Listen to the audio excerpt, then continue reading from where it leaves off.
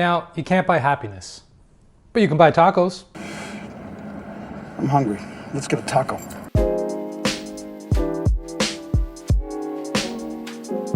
First things first.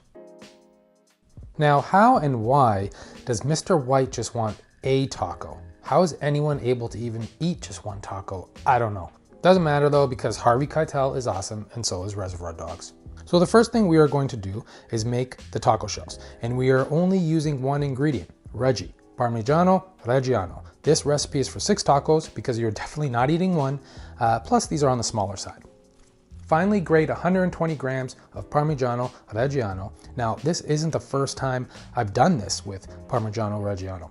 I did a recipe a while back where I made cheese baskets the same way, and I'll leave a recipe link in the description below so you can check that recipe video as well. Now it's time to make the shells. Place 20 grams of cheese in a dry pan on medium heat and sort of form a layer in the shape of a circle, taco shell, in the pan and let it melt. You'll see that it starts to form these little bubbles, and at this point you can sort of push the outside in with a spatula to keep the shape of the circle. And once the bubbles sort of go away and it looks like it thickens up a bit, and this is the point where we can get ready to take it out. You'll start to see some browning on the edges as well.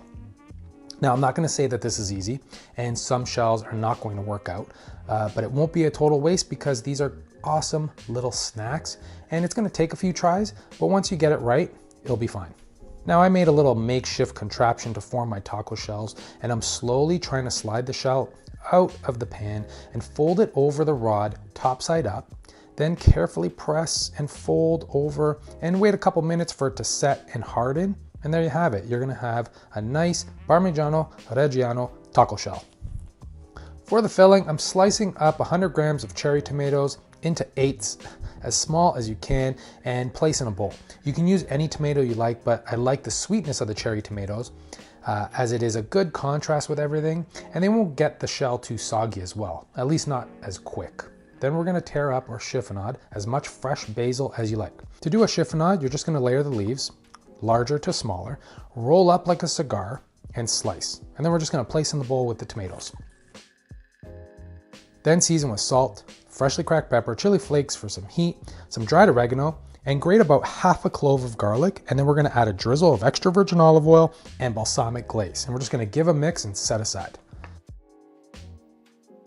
Then grab 50 grams of pancetta, and I sliced this about 1/4 inch thick, and slice into small little cubes, as small as you can get.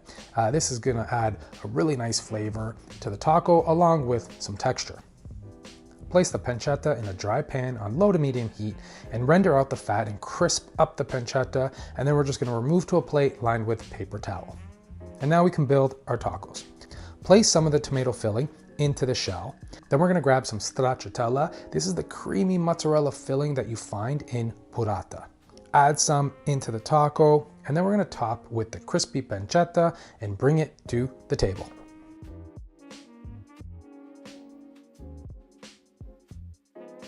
Salty, sweet, creamy, crunchy. These little tacos are awesome.